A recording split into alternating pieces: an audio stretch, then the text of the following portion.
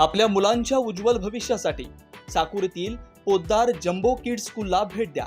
EYFS pattern अंतर्गत pre primary school, play group, nursery, junior KG, senior KG, अनुभवी उच्च शिक्षित टीचर। पोद्दार जम्बो किड्स स्कूलमध्ये communication and language development, social, personal and emotional development, physical development, literacy development, mathematics, understanding the world, expressive art and design, coding and robotics, smart card, मुलांसाठी स्वतंत्र playground, field visit, वार्षिक स्नेहसंमेलन, AC classroom, EVA mats, मुलांसाठी बस सेवा उपलब्ध। आमचा पत्ता Poddar jumbo kids, first floor, MH17 club, Sakuri. Mobile क्रमांक 9326 51 95 76, 9372 90 70 30।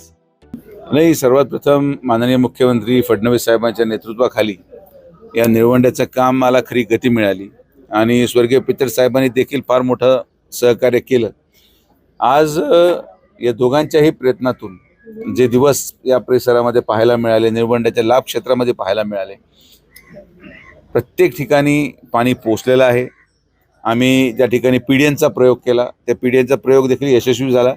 माननीय जलसंपदा मंत्री विखे पाटील साहेबांच्या माध्यमातून जे काही कामं मागच्या 3 महिन्यामध्ये 4 महिन्यामध्ये मंत्री झाल्यानंतर करण्यात आले, त्यामध्ये आम्ही यशस्वी झालो आणि जे उद्दिष्ट आपला होता तो आता कुठंतरी पूर्ण होताना आपल्याला पाहायला मिळतोय।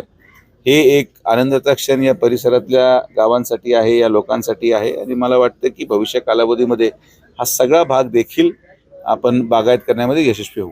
नाही, आता विषय असा आहे की शेवटी आपण स्वतःची प्रतिमा जाहिरातीद्वारे काय निर्माण करतो यापेक्षा जनतेच्या मनामध्ये काय जाहिरात प्रतिमा तयार होते याला महत्त्व असतं। आज तुम्ही पहा, विधानसभा झाल्यानंतर देखील अवघ्या 6 महिन्यामध्ये आपल्याला हा विभागाची जबाबदारी मिळाल्यावर आपण ही जबाबदारी झटकली नाही की निवडणूक संपली आहे, आता काही फरक पडत नाही। आता आम्ही तेवढ्याच तत्परतेने कामाला लागलो, तेवढ्याच प्रत्येक भागामध्ये पाणी देण्याचा प्रयत्न सुरू केला, कारण की विधानसभा किंबहुना लोकसभा ही 5 वर्षाची प्रक्रिया आहे आणि आश्वासनावर राजकारण होऊ शकत नाही। लोक प्रश्न विचारायला शिकले, सोशल मीडियावर अवेअरनेस झालेला आहे आणि म्हणून दुर्दैवाने जे लोकप्रतिनिधी ज्यांना प्रश्न विचारले जातात आणि त्याचं उत्तर जर तुमच्याकडे नसेल तर मग त्यांना त्याचं खामियाजा मला वाटतं की भोगावा लागतो। आणि संगमनेर विधानसभेमध्ये त्या कालावधीमध्ये जवळपास 70% भाग पाण्यापासून वंचित राहत होता।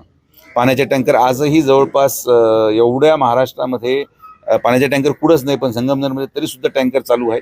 या सगळे या नवीन पिढीला हे मान्य नाही आणि म्हणून त्या भागामध्ये आता लोहारे पहा, आडगाव पहा, तिथं आपण पाणी दिलं आहे। आपण साकूरला उपसा जलसिंचन योजना करतोय, आपण सोनेवाडीची पूरचारी त्या ठिकाणी दुरुस्त करून त्याला 20 कोटी रुपये दिले। तर काम करावं लागतं आणि काम केल्यानंतरच जनता बरोबर राहते। ठीक आहे, आता ते स्वतःला काय म्हणतात किंबहुना काय नाही, आता याच्यावर मी काही टिप्पणी करणार नाही। आता तो भाषणामध्ये सगळं बोलून झालं, आता परत तेच बोलण्यात नाही, मैत्री आपल्या जागेवर आहे। शेवटी हा पक्षाचा निर्णय माननीय मुख्यमंत्री आणि प्रदेशाध्यक्ष महोदयांचा असतो। त्यांनी तो निर्णय घेतल्यावर सगळ्या निर्णयाला बरोबर, आता आम्ही देखील भारतीय जनता पार्टीमध्ये आलो, काही लोकांचा विरोध असू शकला असता त्या काळात, असेलही कदाचित, पण पक्षाने जे योग्य वाटतं तो निर्णय घेतला। आता आम्ही जेव्हा पक्षात नवीन स्वीकारला गेलो असो तेव्हा एखादा व्यक्ती नवीन याला विरोध मी करणं हे संयुक्त दिसत नाही।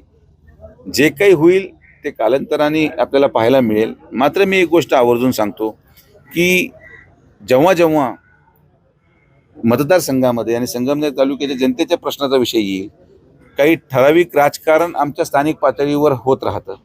ते स्थानिक पातळीवरचं राजकारणाला कदाचित पक्षामध्ये जरी असलो किंबहुना पक्षांतर्गत जरी असलो तरी जे निर्णय जनतेच्या हिताचे आहेत ते घेणं आम्ही कधी थांबणार नाही। जे जनतेला पाहिजे किंबहुना ज्या स्थानिक स्वराज्य संस्था किंवा स्थानिक पातळीवरचे संघर्ष असतील राजकारणामध्ये, कार्यकर्त्यांमध्ये, ते कायम राहणार आणि म्हणून हे सगळं कसं जमून येणार हे मला माहीत नाही, कसं माननीय मुख्यमंत्री महोदय करून आणतील। कारण की तुम्ही स्वतः पहा की विधानसभेमध्ये माननीय मुख्यमंत्र्यांनी पुढाकार घेऊन देखील अनेक ठिकाणी पक्ष अंतर्गत लोकांनी विरोधी काम केलं, त्याचे पुरावे देखील मीडियामध्ये आहेत, जनतेपुढे आहेत आणि म्हणून या सगळ्या कुरघोडीचं राजकारण चालत राहतं। तर कसं आलं, कोणी आलं नाही आलं तरी जे राजकारण आमच्या 50 वर्षामध्ये अधोरेखित केलेलं आहे ते राजकारण आम्ही करतच राहणार, त्यामध्ये बदल होणार नाही। आता मामा, पुतणे, काका, भाचे कोणी जरी आलं तरी मी जसं म्हटलो की ज्या गोष्टी आम्हाला वाटतं की समाजहिताच्या आहेत, ज्या गोष्टी संगमनेर तालुक्याच्या जनतेच्या हिताच्या आहेत, ते कोणी आलं काय आणि नाही आलं काय, जे आम्हाला योग्य वाटतं ते आम्ही करत राहणार. नाही आता हे नाही, हे पूर्ण चुकीचं आहे. अजितदादा एक अतिशय ज्याला म्हणतो भूतपूर्व नेतृत्व आहे आणि एखादा फोटो निघाल्यावर त्या घरी, आता आम्ही देखील अनेक लग्नांमध्ये जातो, अनेक लग्नांमध्ये भेटी देतो. किती लग्नांना ज्यांना भेटी दिल्या त्या ठिकाणी आज मुलं मुली वेगळे झालेले आहेत. प्रत्येक ठिकाणी हे नैसर्गिक प्रक्रिया आहे. दुर्दैव आहे. एका लग्नाला मी गेलो, मी स्टेजवर बसलो होतो, नवरदेवाला पण मुलगी लग्नातच पळून गेली, मग काय करणार. तर सामाजिक तेढ असा निर्माण झालेला आहे. हे सगळ्या नैसर्गिक गोष्टी, याच्यामध्ये राजकीय व्यक्तिमत्वाला आणलं नाही पाहिजे. एखाद्या माणसाला एवढं, म्हणजे मला दुर्दैवाने हे जे व्यक्ती आहेत, धागवणे का कोण आहे ते मला माहीत नाही, यांना कोणीच ओळखत नव्हतं. पण आपल्या सगळ्यांच्या आशीर्वादामुळे आज महाराष्ट्रामध्ये एखाद्या आमदाराला मंत्रीची ओळख नाही जेवढी तुम्ही त्याची निर्माण करून ठेवली. हे कृत्य जे आहे ते क्रूर आहे, त्याची शिक्षा त्यांना मिळाली पाहिजे. पण अशा प्रकरणामध्ये राजकीय लोकांना त्याच्यामध्ये घेणं हे चुकीचं असतं. आमच्याबरोबर समोर आलेले लोक कोणी फोटो काढतंय, आता आमच्याबरोबर फोटो काढला गेला की कोणी सांगितलं हा वाळू तस्कर आहे, हा खून करतो, हा 302चा आरोपी आहे. नाही तर याच्यापुढे मग कायदा करावा लागेल की जेवढे आरोपी असतील त्यांनी त्यांच्या कपड्यावर बिल्ला लावला पाहिजे, मी 302 आहे, मी 307 आहे, म्हणजे आम्हाला काहीतरी आयडेंटिफिकेशन झालं पाहिजे. समाजामध्ये चालत असताना लोकप्रतिनिधींना प्रचंड त्रास सहन करावा लागतो आणि आम्ही ते करतो. लग्नाला गेल्यामुळे हे जे काही सगळं अजितदादांच्या बद्दल त्या ठिकाणी थोडंसं काही लोक करायचा प्रयत्न करतात. आता हे जे लोक मीडिया पुढे आहेत, शिवसेना उबाटाचे, जे अजितदादांबद्दल बोलतात, यांना कोणाच्या लग्नाची पत्रिकाच येत नाही, त्यामुळे त्यांना पर्यायच नाही. ज्या लोकांना लग्नाच्या पत्रिकाच येत नसतील त्यांनी दुसरा माणूस लग्नाला गेला त्याचा त्रास होऊ शकतो. तर माझी अशी विनंती आहे की हे जे मीडियावर प्रवक्ते आहेत उबाटाचे आणि शरद पवार गटाचे, यांना पण लोकांनी लग्नाच्या पत्रिका पाठवायला सुरू करा, म्हणजे या लोकांना बाकीचे आक्षेप राहणार नाही. संजय राऊत साहेबांनी संकेत दिले म्हणजे होणारच नाही. तुम्ही 2 वर्ष वाट पहा. त्या पक्षामध्ये फक्त 2च लोक राहतील, माननीय उद्धव साहेब आणि संजय राऊत साहेब. बाकी तिसरं कोणी तिथं सापडणार नाही. जोपर्यंत राऊत साहेब तिथं आहेत तोपर्यंत कोणी त्यांच्याबरोबर जाणार नाही आणि त्या पक्षाला उभारी पण मिळणार नाही. आता हे काय मीडियामध्ये दाखवलं जातं ते 1 होणार, 2 होणार, 3 होणार, त्याच्या पुढचे अनेक प्रश्न आहेत. मग 1 झालं तर पक्षाचा नेता कोण राहणार, मग नेतृत्व कोण स्वीकार करणार, अशा अनेक तर्कवितर्क आहेत. तर त्यामुळं मला वाटत नाही की जे ते म्हणतात ते होईल. पण झालं तर ती सुद्धा महायुती सक्षम आहे. कुठल्याही युतीसमोर लढायला माननीय मुख्यमंत्री महोदयांच्या नेतृत्वाखाली आणि दोन्ही उपमुख्यांच्या नेतृत्वाखाली आपण चांगलं काम करू. राजकीय पक्षाचे जे पदाधिकारी आहेत प्रतिष्ठेसाठी उंच लग्न करतात, खर्चिक लग्न करतात आणि हुंडा पण घेतात, अशा जे प्रवृत्ती ज्या आहेत त्यांच्या बाबतीत तुम्ही कसं बघता? कारण तुम्ही देखील अनेक लग्नांना हजेरी लावतात, कोणी हुंडा घेतला हे माहीत नसतं. आता आम्ही लोकप्रतिनिधी आहोत. लोकप्रतिनिधी स्वतः आदर्श ठेवला पाहिजे आणि म्हणून विखे पाटील परिवारामध्ये मी एकुलता एक असला तरी माझ्या वडिलांनी माझा सामुदायिक विवाह केलं, समाजाला सांगण्यासाठी की बाबा मी माझ्या मुलाचं लावतो तर कार्यकर्त्यांनी पण तेच करावं.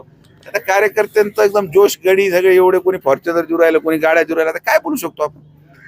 आपण आदर्श घडवून दिला, जसं आम्ही आदर्श घडवला तसं इतर लोकप्रतिनिधींनी देखील त्यांच्या मुलांचे लग्न सामुदायिकमध्ये जर लावायला सुरू केली तर कुठंतरी कार्यकर्ते बदलतील ही अपेक्षा आपण ठेवली पाहिजे.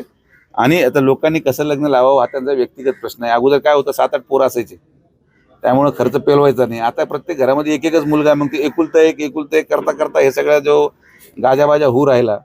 आता हे भविष्य कालावधीमध्ये हे न थांबणारा विषय आहे. आपण फक्त आवाहन करू शकतो की बाबांनो साधं लग्न लावा. बरं तर साधं लग्नही लावतात म्हणता आम्ही लग्नाचे हे या शाळेला या मंदिराला चेक देतात आणि जेवण मग 1000 रुपये प्लेटचं ठेवतात. मला तर काही कळत नाही.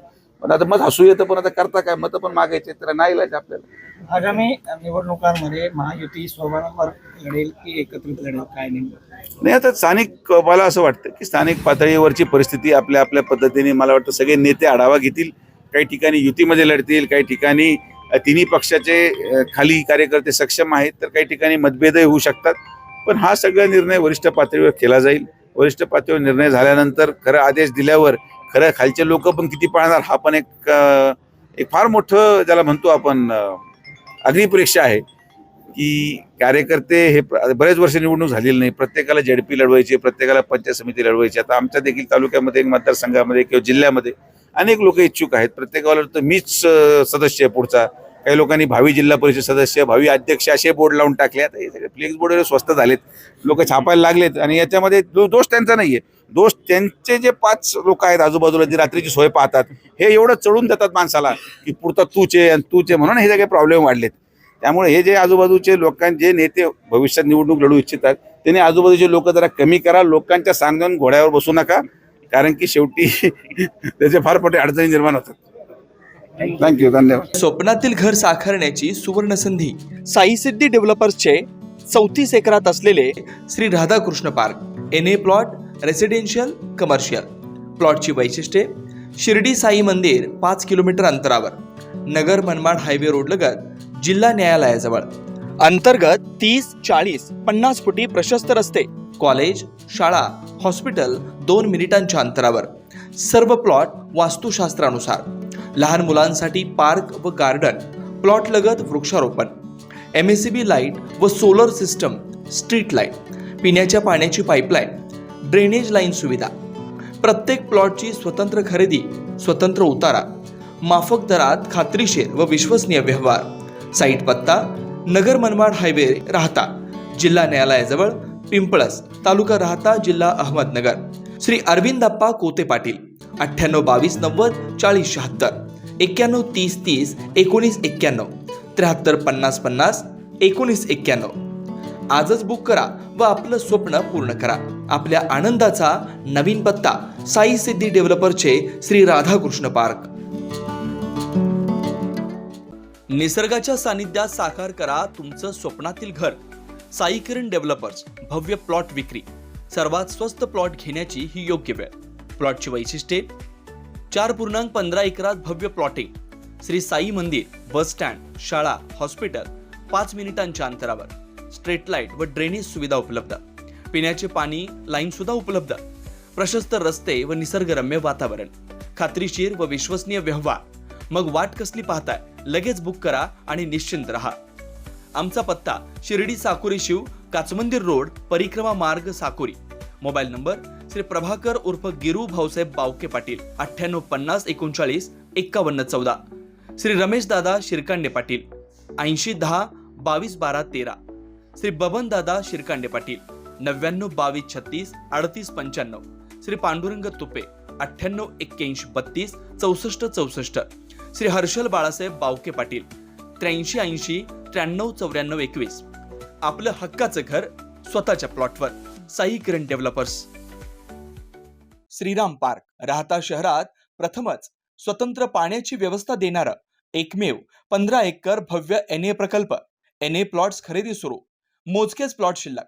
तसेच कर्ज सुविधाही उपलब्ध.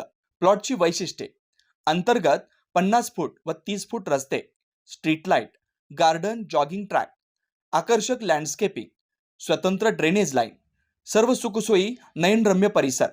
मग आजच प्लॉट बुक करा. 96 23 89 91 91, 96 23 65 91 91. साईट पत्ता: Nagar Manmad road, hotel red chilli समोर, राहता, जिल्हा अहिल्यानगर.